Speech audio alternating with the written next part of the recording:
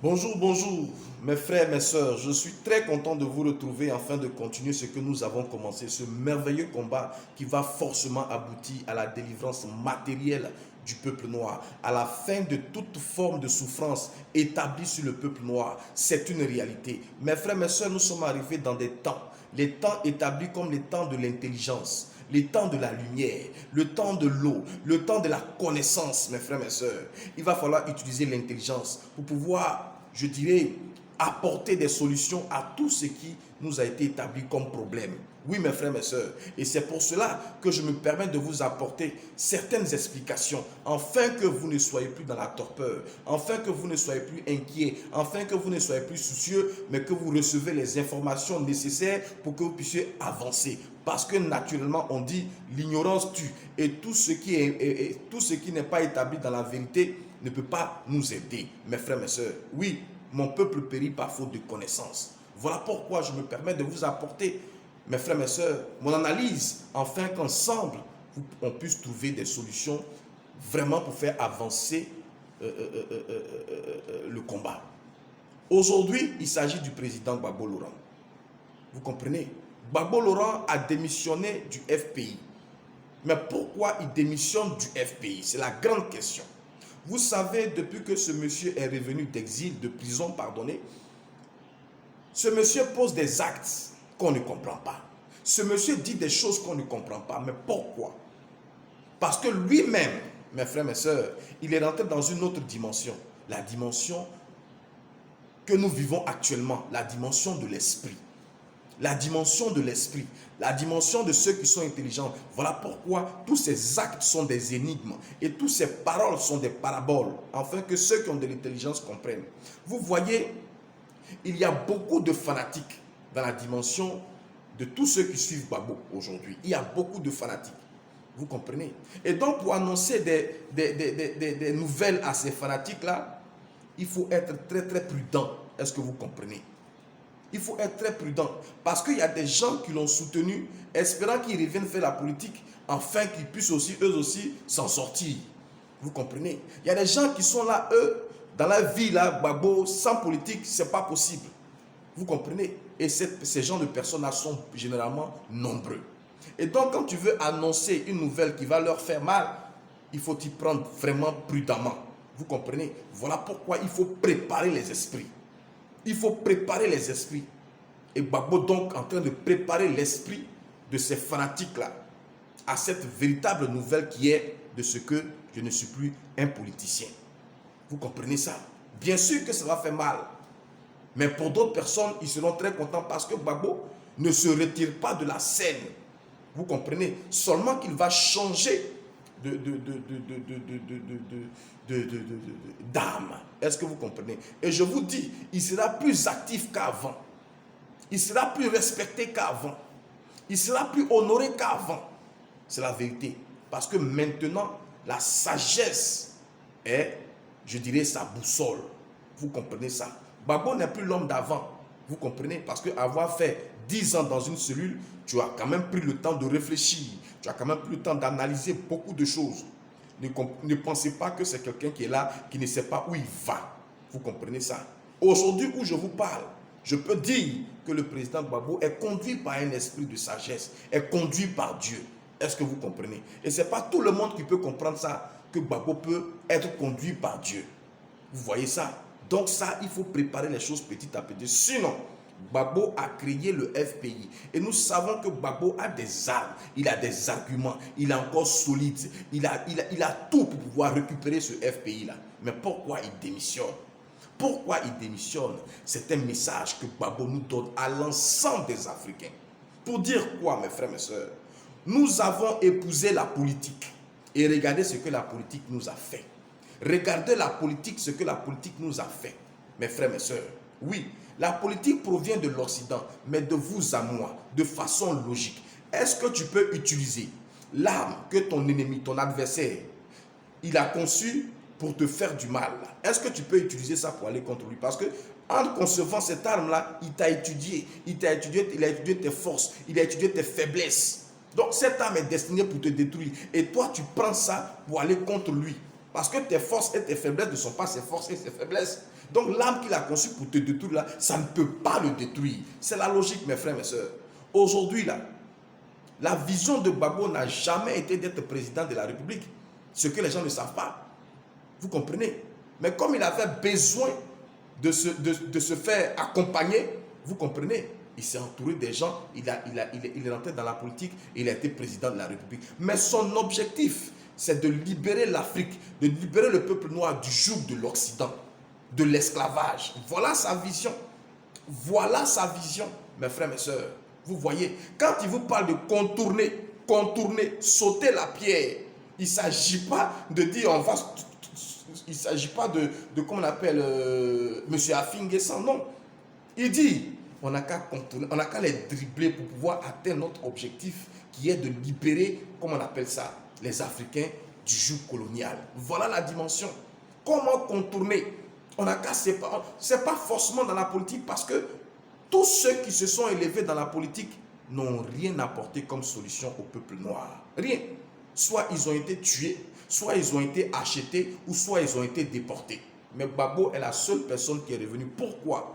Il est parti pour nous apporter un message à nous, les Africains, pour dire quoi? Donnons à l'Occident, donnons aux Occidentaux ce qu'ils ont créé et à Dieu ce qu'ils ont établi. C'est ce que Dieu a dit. Donnez à César ce qui est à César et à Dieu ce qui est à Dieu. Parce que rien de bon ne peut provenir de cela. Rien de bon ne peut provenir de cela. Aujourd'hui, il s'agit de l'établissement de la suprématie du peuple noir. Je vous ai dit dans mes vidéos qu'il y a deux races qui ont été établies pour dominer sur la terre. La race blanche qui est foncièrement scientifique et la race noire qui est foncièrement spirituelle. Donc notre temps de régner est arrivé. Donc nous devons retrouver notre dimension spirituelle. Vous comprenez? Quand je parle de la spiritualité, il ne s'agit pas d'église ou de pasteur ou de prêtre ou de ceci ou de cela. Non. Quand je parle de la dimension spirituelle, je parle de la culture, excusez-moi, de la culture du peuple noir qui n'est rien d'autre que l'amour, mes frères. La spiritualité, c'est l'amour. La science, c'est l'égoïsme. Vous comprenez ça? Et les Européens sont des égoïstes. Et parce qu'ils sont des égoïstes, ils sont possédés par des démons. Vous voyez l'histoire encore du fou de Gadara que je vous ai dit la dernière fois. Donc je vous ai expliqué la dimension. Mes frères, mes soeurs, les démons sont allés habiter dans les ports.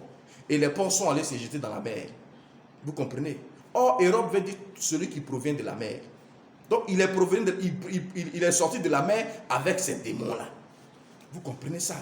Et quand on sait où habitent les démons, mes frères, c'est dans la mer. Or, toi, tu proviens de la mer. Donc, ça veut dire quoi? Tu es forcément rempli de démons. Vous comprenez? Donc, l'Occident, les Européens, c'est des démons. Je vous le dis. Comment on appelle? Communauté européenne, vous les voyez physiquement, mais c'est des démons. Vous comprenez ça? Parce qu'ils sont des égoïstes. Vous comprenez? Et donc, ils ont apporté cette culture égoïste dans le monde entier pour pouvoir assujettir le monde. Ils vont venir présenter des choses afin que nous puissions prendre ces choses-là par intérêt. Et bizarrement, nous devenons égoïstes et paf, nous sommes remplis de démons. C'est ce qui est à l'origine de nos souffrances physiques, de nos malédictions personnelles. Parce que nous sommes devenus des démons, nous avons épousé l'égoïsme. Mes frères, nous souffrons parce que nous sommes égoïstes, c'est tout. C'est tout. Aujourd'hui, là, pour sortir du continent, pour sortir du joug colonial, là, il faut que nous comprenions cela. Le combat n'est pas physique, il est spirituel. Nous sommes égoïstes, donc forcément, ils vont nous dominer. Regardez encore l'histoire du fils prodigue. Vous comprenez ça? On était heureux avec notre papa et on a voulu se faire plaisir, l'égoïsme. On est parti et il est arrivé qu'on a commencé à manger les aliments des porcs. Nous savons qui est les porcs. Nous, ils nous traitent de singes. C'est vrai, nous sommes des singes parce que nous sommes intelligents. L'animal est le code spirituel d'un homme. Est-ce que vous comprenez? Mais eux, ils sont des porcs. Quand on parle de porcs, là, il s'agit d'eux. Est-ce que vous comprenez ça?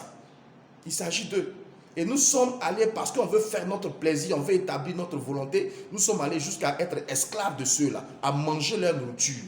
Vous comprenez ça? Manger la nourriture des porcs veut dire que tu es son esclave. Vous comprenez? Parce que c'est quand il va manger qu'il va laisser que toi tu vas prendre. Vous comprenez? Et c'est un code pour nous dire que, à cause de notre égoïsme là, on est devenu comme eux. Vous comprenez? On a mangé leur nourriture et du coup, les démons qui étaient en eux là nous ont contaminés. Voilà pourquoi nous souffrons. Voilà pourquoi nous sommes malades. Voilà pourquoi nous n'arrivons pas à nous en sortir. Vous comprenez? Étant malade, affecté comme ça là, comment tu vas te soucier de ta maison? Comment tu vas te soucier de dire que non, je veux me battre pour que maintenant l'Occident ne soit plus établi sur ma vie? Comment tu vas faire? Vous comprenez? Chacun cherche sa guérison. Chacun cherche de quoi manger. Et on est séparés. On est désunis. Vous comprenez ça? Donc la seule chose qui peut nous aider aujourd'hui, c'est sortir de l'égoïsme, l'abandonner l'égoïsme et retrouver notre identité, l'amour, mes frères, mes sœurs, l'amour de notre communauté. Parce que nous les Africains, nous ne sommes pas, je dirais, individualistes, nous sommes, je dirais, communautaires. Et nous nous soucions plus de notre communauté. Parce que c'est dans la communauté là qu'il y a nos frères, qu'il y a nos sœurs.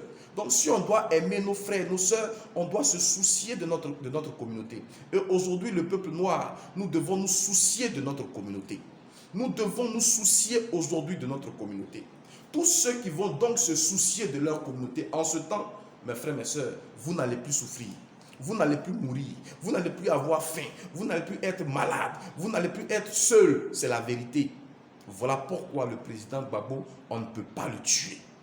On ne peut pas le tuer parce que lui, dans son fort intérieur, là, il cherche le bien-être de sa communauté. Naturellement, celui qui cherche le bien-être de sa communauté, il ne peut pas souffrir, il ne peut pas être sur le joug de l'Occident. Même si l'Occident l'attrape là, il va toujours sortir. C'est la vérité. C'est la vérité. Vous comprenez ça? Voilà pourquoi Dieu dit, cherchez premièrement le royaume des cieux et sa justice. Le royaume des cieux ici, ça fait appel à la communauté. Parce que comme je vous l'ai dit, le bonheur n'est pas relatif à ta personne. Non. Tu ne peux pas dire que j'ai cherché mon bonheur, j'ai cherché mon bien-être. Non.